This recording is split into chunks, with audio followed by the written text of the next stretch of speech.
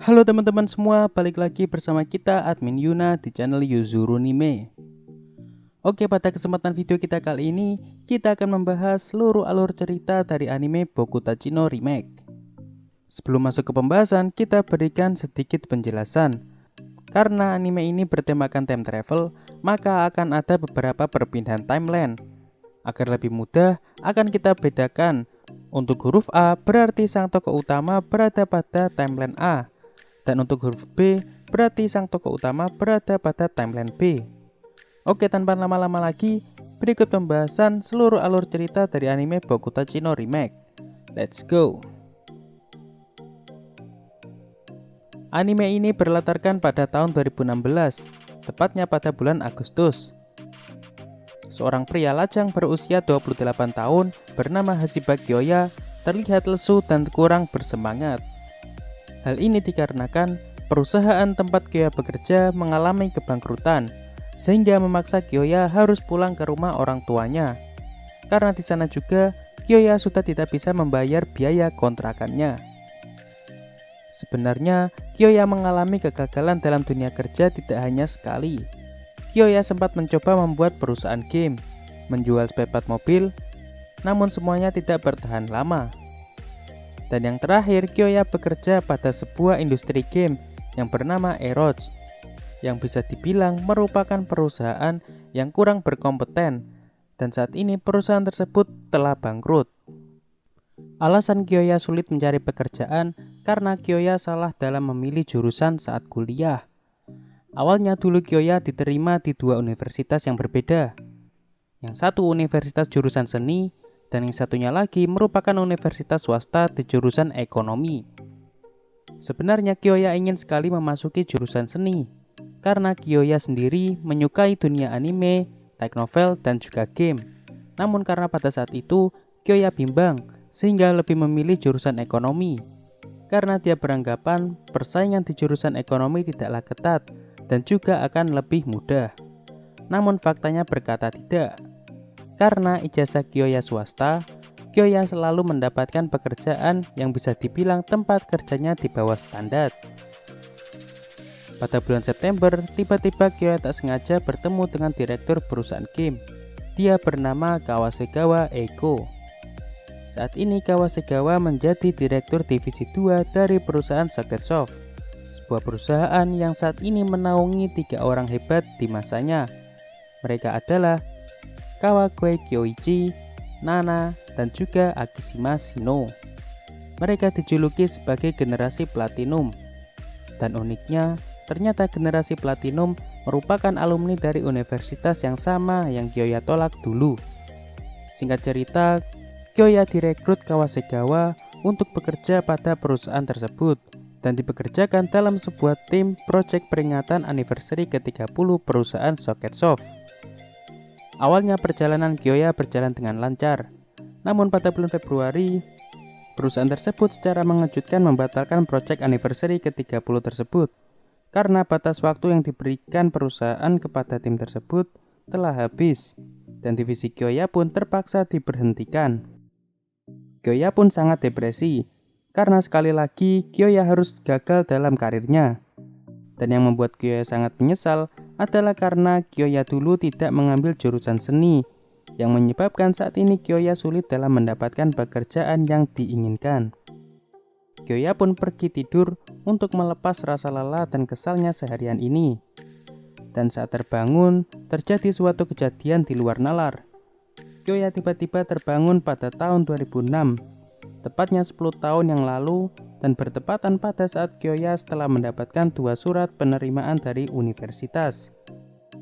Awalnya Kyoya sangat terheran-heran, namun melihat kejadian ini, Kyoya tidak mau menyanyiakan kesempatan kedua ini. Dan dimulailah kehidupan baru Kyoya dalam memperbaiki kehidupannya agar tidak terjadi kesalahan untuk kedua kalinya. Kyoya mengawali kehidupan barunya ini dengan memilih universitas yang selama ini dia impikan, yaitu universitas jurusan seni. Demi bisa sekolah di universitas seni, saat ini Kyoya harus tinggal di sebuah kontrakan. Di sana Kyoya tinggal bersama 3 teman barunya, yang juga seangkatan di jurusan seni. Mereka adalah Shinohaki, Surayuki, dan Nana. Saat hari pertama upacara pembukaan mahasiswa baru, ada satu mahasiswi yang menjadi pusat perhatian Kyoya, yaitu Kawasegawa Eiko. Yap, Kawasegawa yang merupakan mantan pimpinan Kyoya di timeline sebelumnya. Ternyata di masa ini, Kawasegawa adalah teman seangkatan Kyoya. Kawasegawa digambarkan sebagai mahasiswi yang cerdas dan cukup berkompeten. Maka tak heran di masa depan nanti Kawasegawa menjadi seorang direktur. 2 minggu pun berlalu. Saat Kyoya hendak mengantarkan tas milik Shinoaki yang tertinggal di ruang tamu, tiba-tiba Kyoya dikejutkan dengan gambar Shinoaki yang sangat familiar bagi Kyoya. Yap, gambar tersebut sangat mirip dengan gambar dari Akishima Shino, salah satu ilustrator dari generasi Platinum yang sangat disukai Kyoya pada tahun 2016 timeline A. Dan bisa disimpulkan bahwa Shinoaki adalah Akishima Shino saat di masa mendatang. Lanjut. Kanao Sensei memberikan sebuah tugas kelompok pertama kepada para mahasiswa, yaitu untuk membuat sebuah film berdurasi 3 menit dengan tema waktu. Dan untuk Kyoya sendiri membentuk kelompok dengan ketiga teman kontrakannya. Kelompok Kyoya sempat ada beberapa kendala, namun yang cukup fatal yaitu Surayuki yang ditugaskan untuk meminjam peralatan syuting malah salah mengambil kamera foto. Awalnya semuanya sudah pasrah dan frustasi karena waktu pengerjaannya juga sudah mepet. Namun Kyoya tetap optimis dan tidak mau menyerah. Karena kata menyerah sendiri merupakan trauma terbesar di masa lalu, dan Kyoya tidak mau kejadian masa lalu tersebut terulang lagi di masa yang baru ini. Singkat cerita, dengan bantuan editing dari klub studi seni rupa, kelompok Kyoya berhasil menduduki peringkat ketiga, dan kelompok Kawasegawa berada di peringkat pertama. Melihat potensi yang bagus dari kelompok Kyoya, Kanao Sensei menyuruh adiknya yaitu Kawasegawa Eiko. Yap, Kawasegawa merupakan adik dari Kanao Sensei. Kanao Sensei ingin Kawasegawa untuk masuk ke kelompok Kyoya pada tugas praktek selanjutnya. Tugas praktek kedua pun dimulai. Dan singkat cerita, kelompok Kyoya kali ini mendapatkan peringkat pertama. Namun ada satu hal yang mengganggu Nanako, yaitu seharusnya yang menjadi peringkat pertama bukanlah kelompoknya, karena ada salah satu kelompok yang lebih jago dalam hal acting daripada Nanako. Namun Kanao Sensei menyangkalnya, karena tidak hanya aspek acting yang menjadi penilaian utama. Saat kelompok Kyoya sedang merayakan keberhasilan tugas mereka di sebuah tempat karaoke, tiba-tiba Kawasegawa menyindir Nanako yang sehabis bernyanyi. Kawasegawa mengatakan kepada Nanako yang intinya harusnya Nanako menekuni bidang menyanyi dan bukanlah bidang acting. Karena sebenarnya Nanako memiliki potensi yang sangat besar dalam bidang menyanyi. Sejak saat itu Nanako sering menyendiri. Lalu tiba momen yang menjadi awal dari Nanako untuk menunjukkan potensinya tersebut, yaitu pada sebuah acara festival kampus. Pada saat itu sebenarnya klub Nanako mengundang seorang penyanyi terkenal sebagai bintang utama. Namun ternyata penyanyi tersebut tidak bisa hadir, sehingga Nanako ditunjuk sebagai penggantinya. Awalnya Nanako tidak mau, namun Kyoya berusaha meyakinkan Nanako dengan menunjukkan nyanyian Nanako yang diupload Kyoya di YouTube. Dan ternyata banyak respon positif, dan penontonnya hingga 10 ribuan. Dan akhirnya Nanako memberanikan diri tampil di depan ratusan orang, yang mana lebih sedikit dari jumlah penontonnya di YouTube. Saat mendengar konser perdana Nanako, Kyoya menyadari bahwa Nanako merupakan penyanyi dari generasi Platinum dengan codename Nana saat di masa depan nanti. Setelah selesai konser, Nanako membelikan Kyoya sebuah snack sebagai tanda terima kasih. Namun belum sampai diberikan, Nanako dikejutkan dengan Shinoaki yang sedang berduaan dengan Kyoya, sehingga Nanako hanya melihat mereka dari kejauhan. Festival pun berakhir. Namun akhir-akhir ini Surayuki terlihat sering bolos kuliah. Ternyata hal ini dikarenakan Surayuki sering mendapatkan jadwal jam kerja yang cukup padat. Dan alasan kenapa Tsurayuki bekerja sangat keras, yaitu karena sebenarnya Tsurayuki disuruh keluarganya untuk kuliah di jurusan kedokteran, yang mana latar belakang dari keluarga Tsurayuki sendiri adalah seorang dokter. Namun Tsurayuki menolak dan memilih kabur dan berkuliah di jurusan seni tanpa jalur beasiswa, sehingga menuntut Tsurayuki mencari uang sendiri demi biaya sekolah dan sehari-hari. Mengetahui masalah yang dihadapi Tsurayuki, Kyoya berusaha membantu meringankan pekerjaan Tsurayuki dengan cara membuat sebuah doujin game yang kemudian dijual. Game tersebut nantinya bernama Haru Sora. Untuk timnya sendiri terdiri dari Shinoaki sebagai ilustrator, Nanako sebagai penyanyi, Tsurayuki sebagai penulis skrip, lalu Kyoya sebagai produsernya. Dan untuk masalah promosi game, Kyoya meminta Keiko-san selaku anggota pembuat game Hallucigenia Soft, yang mana Hallucigenia Soft sendiri merupakan doujin game yang cukup terkenal di masanya. Sebenarnya Keiko-san sudah diperkenalkan sejak episode keempat, namun baru mendapatkan sorotan lebih saat Kyoya meminta bantuan di episode 6. Di tengah masa pembuatan doujin game, tiba-tiba Tsurayuki kedatangan tamu, yaitu tunangannya yang bernama Sayuri Jisoji. Namun karena kedatangan Sayuri dirasa tidak terlalu mengganggu aktivitas kuliah dan pembuatan game, Kyoya pun tak mempermasalahkannya. Lanjut. Singkat cerita, pembuatan doujin game tersebut berhasil dan cukup laku di pasaran. Namun tiba-tiba Tsurayuki memutuskan keluar dari kampus dan lebih menuruti pihak keluarganya. Hal ini dikarenakan Tsurayuki merasa kelebihannya sebagai penulis kalah dengan Kyoya. Karena selama pembuatan doujin game, Kyoya selalu menghandle penulisan naskah yang dibuat Tsurayuki. Lalu Tsurayuki memberikan nama pena untuk Kyoya, yang sebenarnya nama tersebut akan digunakan oleh Tsurayuki nanti saat sudah sukses menjadi seorang penulis. Nama tersebut adalah Kawagoe Kyoichi. Seketika Kyoya pun tercengang, karena nama tersebut adalah salah satu nama pena dari generasi platinum di masa depan. Dan kini Kyoya merasa di masa yang baru ini telah merusak eksistensi dari generasi platinum. Hujan pun turun mengguyur Kyoya yang masih tak percaya dengan hal yang telah dilakukannya. Dan tiba-tiba Keiko-san muncul di hadapan Kyoya. Setelah kedatangan Keiko-san, Kyoya tak sadarkan diri.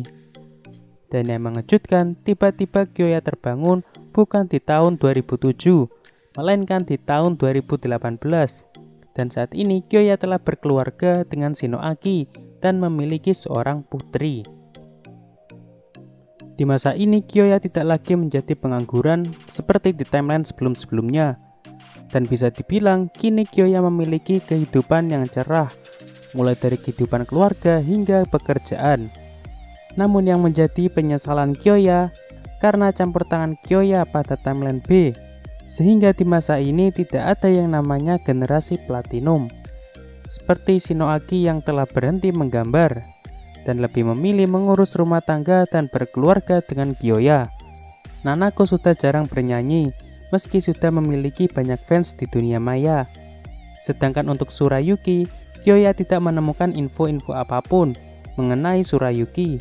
Namun jika dalam versi manga, Tsurayuki telah menikah dengan Sayuri dan kini bekerja sebagai seorang dokter. Dan untuk teman-teman Kyoya yang tidak banyak perubahan adalah Kawasegawa. Hanya saja jabatan saat ini lebih rendah dari timeline yang sebelumnya.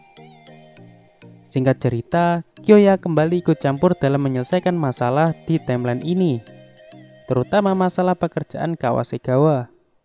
Namun Kyoya sangat menyesal karena sekali lagi keterlibatan Kyoya mengakibatkan Kawasegawa pergi meninggalkan pekerjaannya. Yang padahal masalah pekerjaan Kawasegawa telah teratasi berkat bantuan Kyoya. Dan saat bertemu di bandara, ternyata alasan Kawasegawa pergi hanya untuk cuti sementara waktu.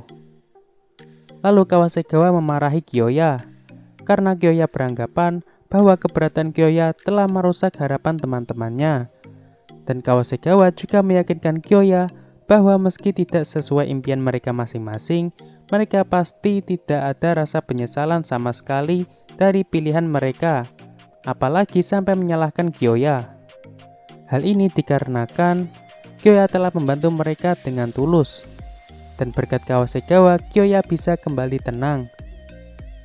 Setelah kepergian Kawasegawa, tiba-tiba muncul Keiko-san, yang ternyata adalah dalang dibalik Kyoya yang bisa berpindah-pindah timeline. Namun masih belum diketahui secara pasti siapa sebenarnya Keiko-san dan bagaimana Keiko-san bisa membawa Kyoya ke berbagai timeline. Oh iya, sebenarnya Keiko-san sendiri pernah ditampilkan di episode 1 meski hanya dalam bentuk gambar di kertas. Dan singkat cerita, setelah seharian Kyoya menghabiskan waktu dengan keluarganya, yang mana dengan tujuan untuk berpamitan dengan keluarganya pada masa ini. Lalu Kyoya bertemu Keiko-san dan menuju kembali ke tahun 2007 untuk memperbaiki kesalahan-kesalahan sebelumnya. Kyoya memulainya dari Shinoaki dan Nanako.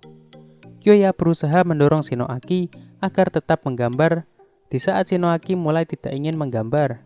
Lalu untuk Nanako, Kyoya membiarkan Nanako untuk melangkah secara mandiri agar kedepannya Nanako tidak terlalu bergantung kepada Kyoya. Dan di akhir cerita, Kyoya akhirnya bertemu dengan Tsurayuki, yang mana setelah pembuatan game Harusora, Tsurayuki memilih cuti kuliah. Dan season 1 anime Bokutachi no Remake telah berakhir. Jadi bisa disimpulkan, dalam season 1 ini terdapat 3 timeline yang berbeda, yaitu yang pertama, timeline A, yang mana Kyoya diceritakan memilih kuliah jurusan ekonomi, dan di masa depan Kyoya mengalami kegagalan dalam karirnya, dan eksistensi generasi platinum masih ada. Lalu timeline B, di sini Kyoya memilih kuliah jurusan seni, dan kehidupan Kyoya bisa dibilang cukup memuaskan di masa depan. Namun eksistensi generasi platinum tidak ada di timeline ini. Dan yang terakhir timeline C. Di sini mulai terjadi perubahan sejak Tsurayuki pergi meninggalkan kampus. Dan di masa ini Kyoya masih berada pada tahap berusaha agar generasi platinum tetap ada di masa mendatang. Oke, cukup sampai di sini untuk pembahasannya. Terima kasih buat teman-teman yang telah menonton video kita kali ini. Mohon maaf kalau ada kesalahan. Kami admin Yuna pamit undur diri. Salam Mr. Kafein.